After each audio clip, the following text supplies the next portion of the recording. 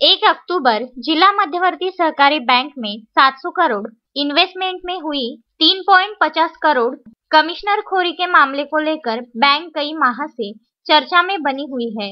भ्रष्टाचार के आरोप में बैंक घिरी हुई है। तरह तरह की बातें बैंक को लेकर की जा रही है। इसी बीच बैंक के पूर्व अध्यक्ष बबलू देशमुख ने दोपहर पत्रकार परिषद आयोजित की थी, जिसमें उन्होंने कहा कि बैंक में 1 रुपये का भी भ्रष्टाचार नहीं हुआ है।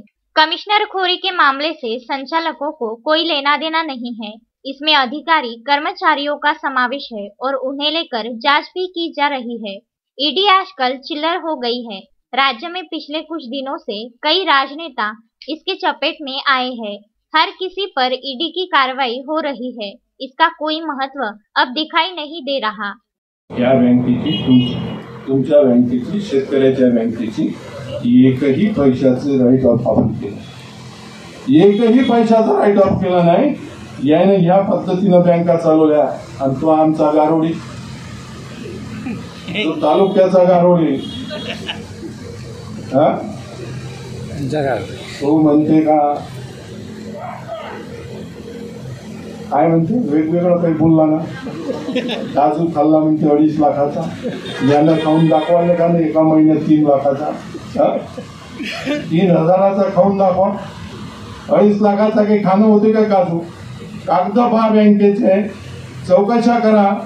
तुमच्या अंडरमध्ये बँक आहे, प्रशासक तुमच्या अंडरमध्ये आहे। 6 महिन्यापासून चौकशा सुरू आहे तुमच्या, 4 चौकशा झाल्या, 5 चौकशा झाल्या, आता अजून ईडीची चौकशी लागली आणि एक अजून स्पेशल ऑडिटरची चौकशी सुरूच आहे, जे तुम्ही लावून घेतली।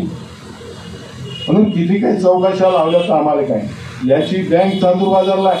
पतसंस्था या गारवळेची, त्या पतसंस्थेची परिस्थिती काय आहे? 15 वर्षाच्या आधी हा संस्थापक होता। गाडीवाल्याचे टपरीवाल्याचे पैसे 3,000, 4,000, 5,000 अशा लोकांचे पैसे तिच्या जमा आणि 70 लाख रुपये यानं 8-10 वर्ष गायब। कसं गायब झाले?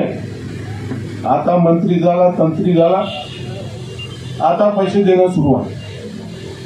मोठ्यानं बोलणं, धौशीनं बोलणं आणि आपलं खरं करून दाखवणं, हा त्याचा धंदा आहे गारवड्याचा। याच्यापेक्षा मोठ्यानं आणि जोऱ्यानं आपल्याला बोलता येते। त्याच्या संस्था काय म्हणते? अपंगासाठी नाटकं करते। जिथं 9 ऍडमिशन आहे तिथं 27 दाखवते आणि आम्हाला म्हणते भ्रष्टाचारी। अरे आम्ही कुठे एक कणकुचा भ्रष्टाचार केला? मौजूदा हालात ऐसा है कि अब ग्राम पंचायत के सरपंच को भी ईडी की नोटिस आ सकती है। प्रचार से दूर रखने के लिए बैंक की पूर्व अध्यक्ष उत्तरा जगताप को नोटिस भेजी गई। यह बात मुंबई में पूछताछ के दौरान अधिकारियों ने स्पष्ट भी की। बैंक को बदनाम करने की विरोधियों की यह साजिश है, जिसमें सभी के लपेटने की कोशिश की जा रही है। बैंक ने 500 करोड़ से 2,500 करोड़ पर टारगेट पहुंचाया है। यह चुनावी फंडा दिखाई दे रहा है। पत्रकार परिषद में पालक मंत्री यशोमती ठाकुर, उत्तरा जगताप, पूर्व विधायक वीरेंद्र जगताप, विधायक बलवंत वानखड़े सहित कांग्रेस पदाधिकारी कार्यकर्ता मौजूद थे। तर DDR साहेबांनी भ्रष्टाचार झाल्याबरोबर पोलीस स्टेशनमध्ये रिपोर्ट केलेला आहे। आरोपी सुद्धा निश्चित झालेले आहेत। मग ही व्हिडिओ कॅसेट किंवा ऑडिओ कॅसेट त्यांनी पोलिसांना का दिली नाही किंवा हायकोर्टात का दिली नाही, ही जोडून तोडूनच ऐन निवडणुकीच्या काळातच कशी प्रकाशित झाली हे तुम्ही त्यांना विचारले। बबलू देशमुख ने दावा किया है कि इससे पहले भी 1995 से 99 के बीच बैंक पर प्रशासक की नियुक्ति की गई थी। उस समय भी बैंक की हालत खस्ता हो गई थी। बैंक के संचालक मंडल का कार्यकाल खत्म होते ही चुनावी प्रक्रिया लेने के बारे में सूचित किया था, लेकिन इस पर ध्यान नहीं दिया गया और बैंक पर प्रशासक की नियुक्ति की गई, जिससे यह परिस्थिती निर्माण हुई।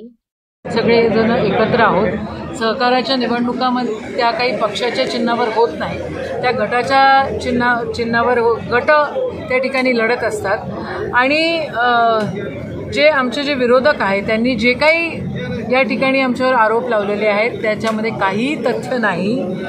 ईडी लावून काय सिद्ध करतायत हे त्यांनाच माहिती. त्या सीडीमध्ये काही अर्थ नाही आहे, हेही आहे. आणि माझं ठाम मत असं आहे की ईडी आता एन्फोर्समेंट डायरेक्टरेट काय उद्दिष्टानं त्या ठिकाणी सुरू करण्यात आलेलं होतं. पण आत्ता जर उद्या एखाद्या ग्रामपंचायतीच्या सरपंचाला जरी ईडी आली तरी तुम्ही सरप्राईज होऊ नका.